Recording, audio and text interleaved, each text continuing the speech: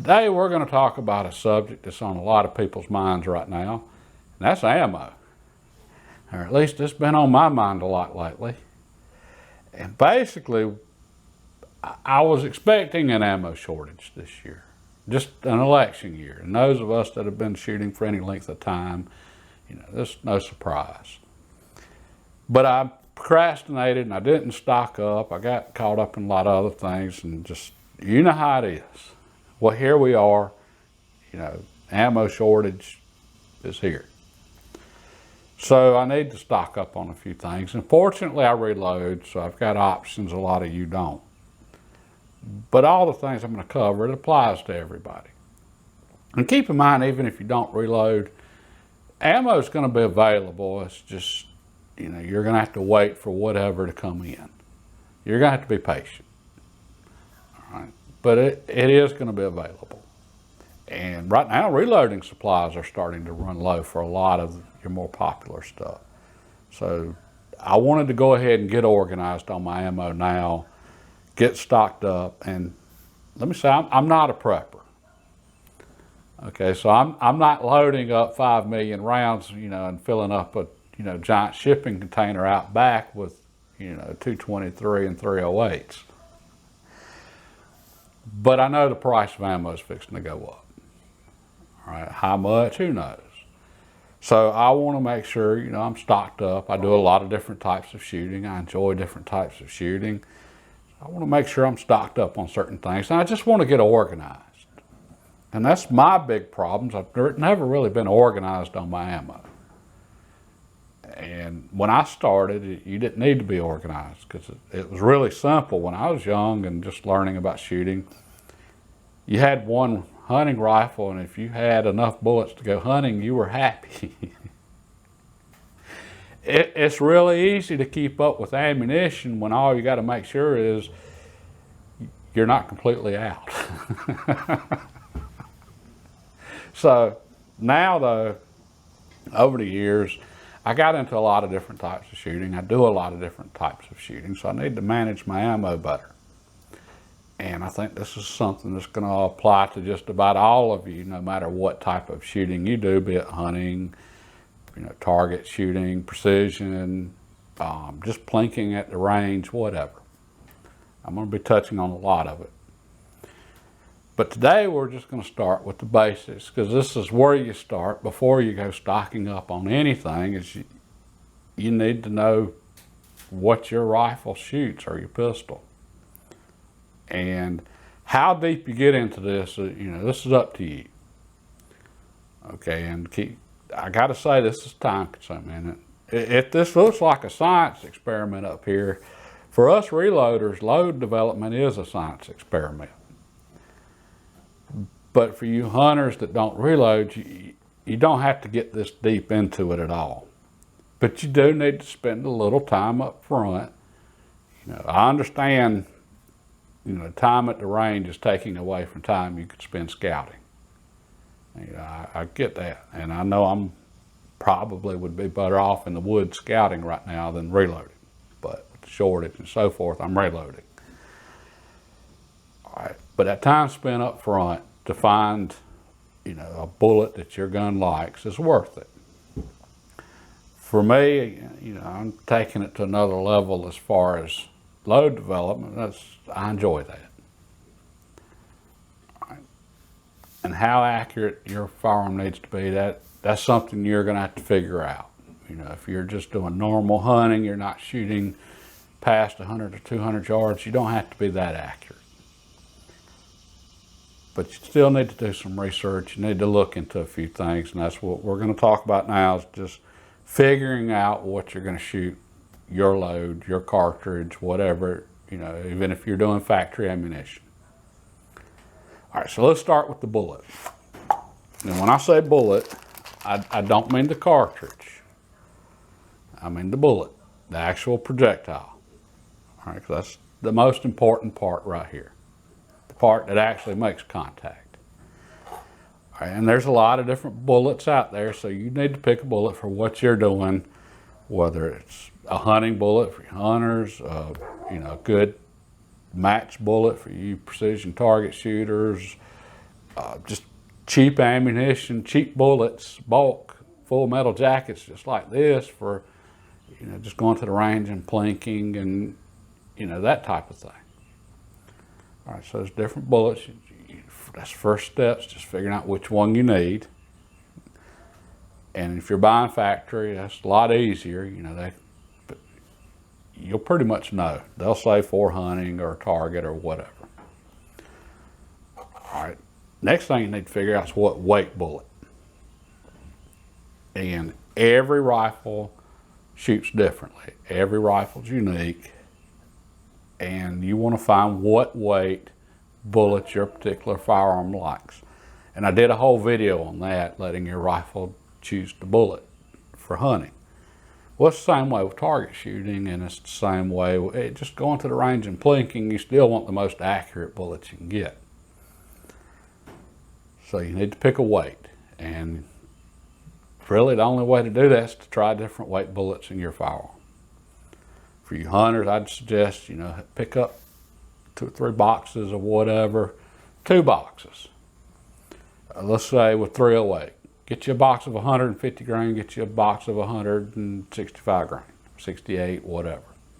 Try both, see which one it likes. For any other, cartridge out there, pick something on the low end, pick something in the middle. All right, and something else to keep in mind, the weight of the bullet's going to affect penetration as far as hunting. The heavier the bullet, the more penetration. Most hunting cartridges, penetration's not a problem for deer. And if you're going elk hunting or something, that's a different story. But you need to look into that as far as choosing a weight for penetration. Well, just make sure, if you're on the lighter end, 243, 257 Roberts, I wouldn't ever hunt the 223 for deer or large game, but if you are, the lighter, smaller bullets, you need to be on the heavy end just for penetration. Everything else, don't worry about it. Go with what shoots good in your firearm.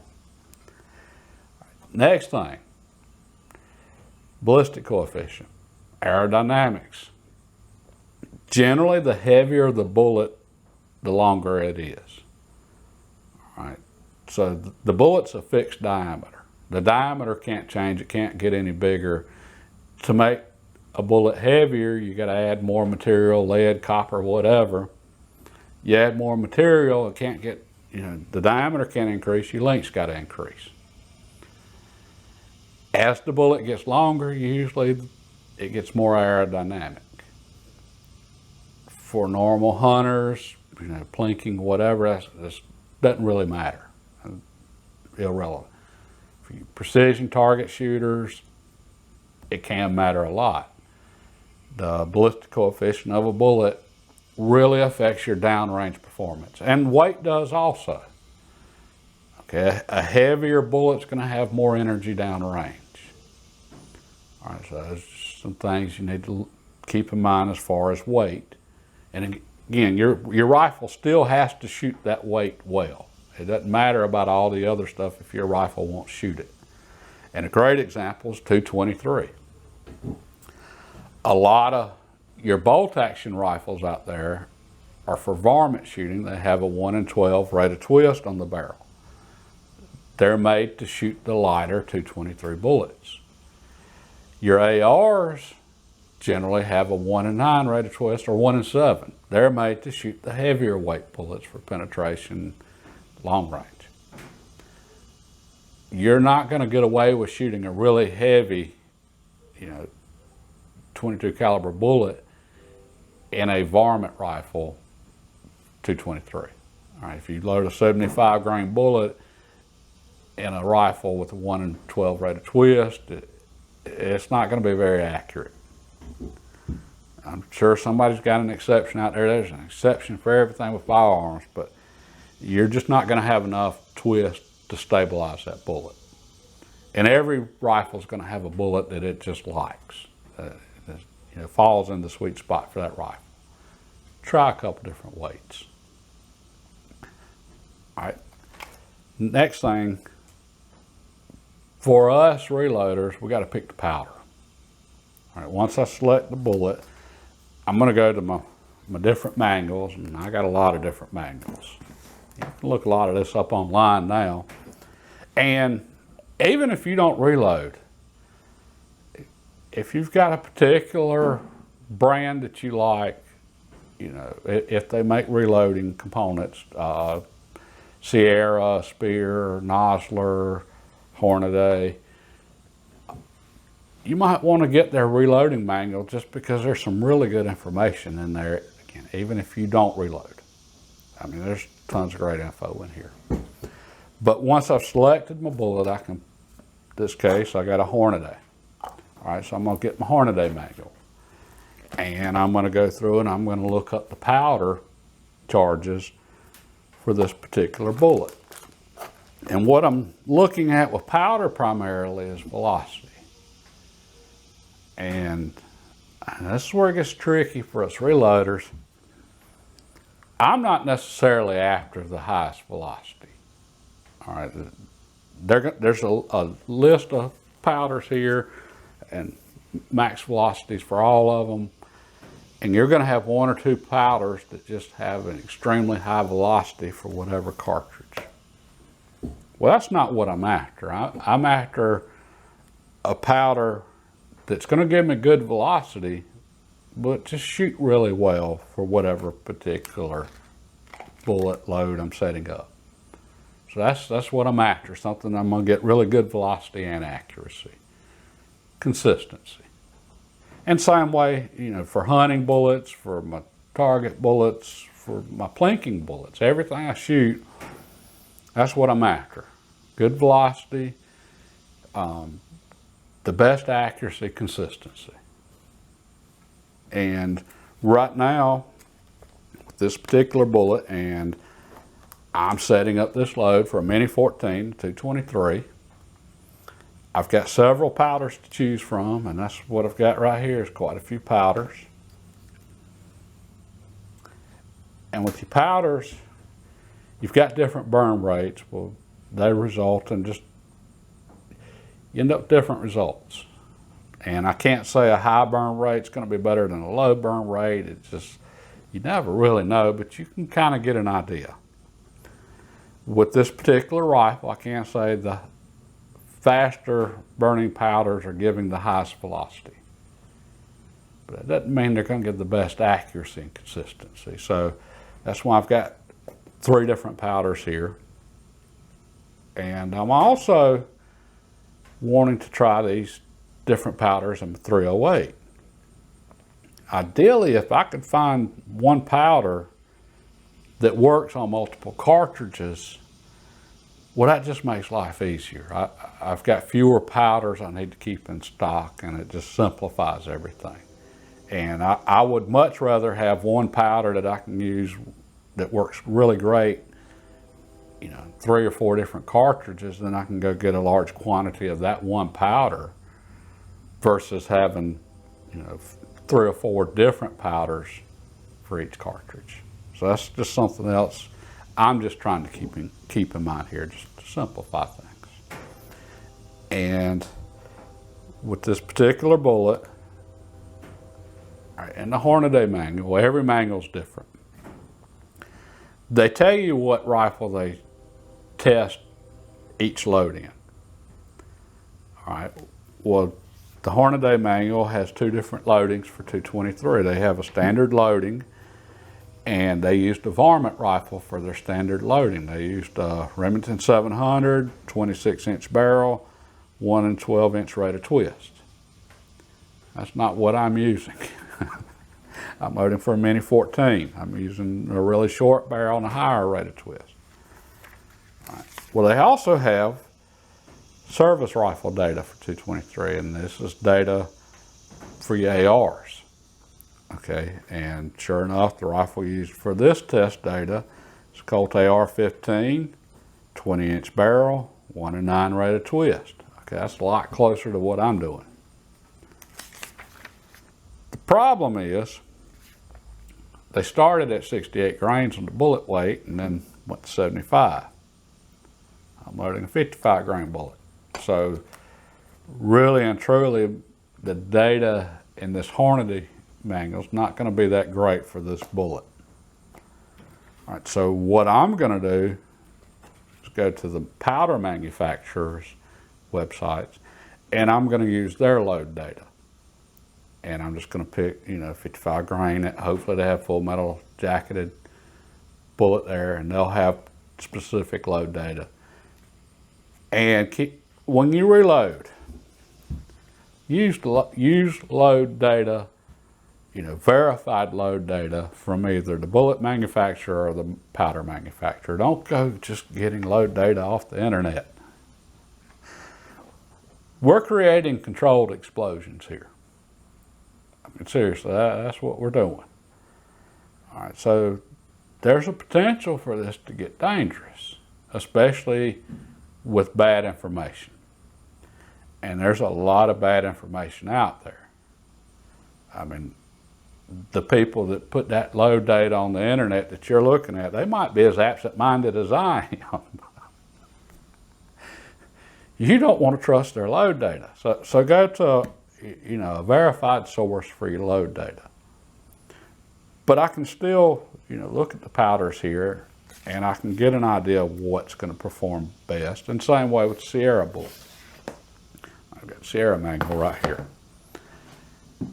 They're a lot closer to what I'm doing, so I can look at their load data and I can get a good idea of, the powder, what powder's going to do best, or which ones I want to try. Now, I would not use Sierra load data for a Hornady bullet, even if it's the same weight bullet. Sierra bullets are different than Hornady. They're going to react different. They're going to be different pressures. So again, I'm just going to go to the powder manufacturer. They've got some really safe generic loads. I'm going to start there. And what I'm going to do, I'm testing here. So I'm going to load a variety of, I'm going to load, for each powder, I'm going to load 20 cartridges. I'm going to load 4 at one charge, 4 at another charge, 4 at another charge, 4 at another charge, 4 at another. So I'm going to have 5 different groups, each one with 4 cartridges, and that's 5 different charge weights of powder in the cartridge, and I'm going to shoot each. I'm going to see which one the rifle likes best. I'm going to do it with 3 different powders, so that's 60 cartridges. And at the end of all of that, hopefully I'm going to know, okay, this powder right here shoots really great.